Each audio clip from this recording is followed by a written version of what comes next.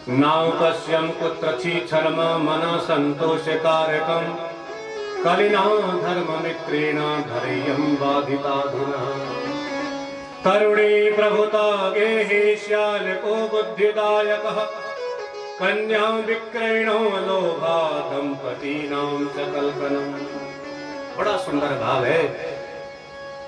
नारद जी ने गृहस्थियों के घर में क्या देखा? कलयुग के कलुषित वातावरण में हम सबकी बुद्धि इतनी विकृत हो गई है, मन में अहंकार और बुद्धि में विकार इतने भरे पड़े हैं गृहस्थियों के भी, जिसकी कोई सीमा नहीं है। क्या करते हैं गृहस्थी लोग? रूढ़ी प्रभुता गे। जब बेटा बेटियां बड़ी हो जाती है ना, विवाह के योग्य हो जाते हैं, तो सब माता पिता अपने बेटों के विवाह करते हैं, बिटियाओं के विवाह करते हैं। परंतु आजकल इतने लोग लालची हो गए हैं कि करुणी प्रभुता गेहि श्यालको बुद्धिदायक, अपने कन्याओं का, अपने बेटों का विवाह नहीं, अर्थात क्रय और विक्रय कर रहे हैं, अर्थात खरीद और बेच रहे हैं। जब कोई रिश्ता लेके जाते हैं, देखो हमारे घर में हमारी इतनी जायदाद है, इतनी गाड़ियां, इतनी बड़ी बंगले, ये हमारा कारोबार है, अपनी बेटी का विवाह करोगे? तो कहने का मतलब क्या है? जब संबंध आज के समय में जो बन रहे हैं ना, संबंध का अर्थ क्या होता है? समधि, जैसे कि समान बुद्धि, समान विचार हो। परंतु आजकल तो धन के आधार पर रिश्ते हो रहे हैं। उसका मतलब ये तो खरीदना और बेचना हुआ। जैसे हम गाय बैल खरीदते बेचते हैं, वही समय आ गया। तो कन्याओं के विवाह नहीं, अर्थात उनको बेचा जा रहा है। कन्या विक्रयणो लोभा दंपति नाम च कल्कनम। और दूसरी बड़ी बात क्या नारद जी ने देखी? भाई जैसे तैसे जब विवाह हो भी जाते हैं ना, जब नई बहू घर में आती है, 2 4 10 50 दिन तक तो ठीक हाँ जी ना जी करती है, खूब घूंघट डालती है, सबको नमस्कार करती है, खूब स्वागत करती है, बढ़िया खाना बनाती है। लेकिन जैसे ही थोड़ा सा वो घर के हाव भाव देख लेती है, महीने 2-3 महीने के बाद फिर सेवा भी कम हो जाती है और धीरे धीरे वो सारे अधिकार घर के अपने हाथ में ले लेती है। तरुणी प्रभुता गेहि श्यालको बुद्धिदायक। फिर घर में उसी नई बहू का बोलवाला होता है। फिर बूढ़ा बुढ़िया किनारे, उनको कोई नहीं पूछता। घर में कभी कोई कार्यक्रम हो, शादी ब्याह हो, तो माता पिता घर में बैठे भी होंगे ना, तो हम लोग उनसे सलाह नहीं करेंगे। तो किससे करेंगे? श्यालको बुद्धिदायक। अर्थात कहने का ये है कि वो नई बहू अपने पति को भी अपना गुलाम बना लेती है और माता पिता को, सास ससुर को तो पूछती तक नहीं है। घर में कोई उत्सव कराना हो तो सीधे अपने मायके में फोन करती है। क्या करना है, कितना करना है, किस किस को बुलाना है। तो बहुत सी महिलाएं, माताएं, बहनें आजकल मायके से चलती हैं। शादी मायके से जब देंगे ना, तब बस वो ऐसे ही चलती है। तो इसलिए हम नहीं कह रही है, साक्षात भागवत कह रही है कि तरुणी प्रभुता गेहि श्यालको बुद्धिदायक। सलाह ली जाती है साले से।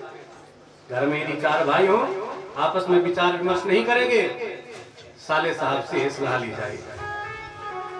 देखिए भाई, शास्त्र कहती थी साले साहब बहुत बुद्धिमान हो ना, तो अच्छी बात है, सलाह लेना चाहिए। परंतु इतनी ज्यादा भी साले की सलाह मत लो, क्योंकि महाभारत में आप सब जानते हैं, प्रमाण है, शकुनी दहेज में गांधारी जी के साथ में आए थे, तो ऐसी सलाह दी कि सारा कौरव कुल ही समाप्त हो गया। तो ऐसी परिस्थिति जब नारद जी ने देखी, तो नारद जी बड़े उदास हुए और मन में विचार आया, हे भगवान अब कहां जाओ। तुरंत मन में जैसे भगवान का ध्यान किया, तो भगवान की ऐसी प्रेरणा हुई कि जाओ बेटा नारद, मेरे धाम से धाम वृंदावन जाओ। जैसे भगवान की प्रेरणा मिली, तुरंत नारद जी वहां से अंतर ध्यान होकर के सीधे श्री धाम वृंदावन पहुंचे। और महाराज जैसे वृंदावन पहुंचे, तो वहां पर चारों तरफ से जय श्री राधे, जय श्री कृष्ण की जब ध्वनियां कान में पड़ी, पहले तो मन एकदम शांत हो गया। देखो, हम सोच रहे थे कि कोई भगवान का भजन करता नहीं, परंतु वृंदावन में तो आज भी भगवान की बड़ी भक्ति की जाती है। मन प्रसन्न हो गया और सीधे जाकर के वृंदावन में जैसे पहुंचे, बिहारी जी के मंदिर में गए, भगवान को दंडवत प्रणाम किया और जो मन में आग लगी थी सब शांत हो गई। देखिए, मन का मंजन हरि कथा, भगवान की कथा ही मन को तृप्त करने वाली है। बाकी यदि मन में आग लगी हो ना, तो आप कुछ भी कर लो, आप ठंडा पानी पी लो, आप कोई ठंडी ठंडी चीजें खा लो, एसी में बैठ जाओ, पंखा लगाओ, परंतु कुछ भी होने वाला नहीं है, क्योंकि मन शांत यदि होता है तो भगवान की कथा से।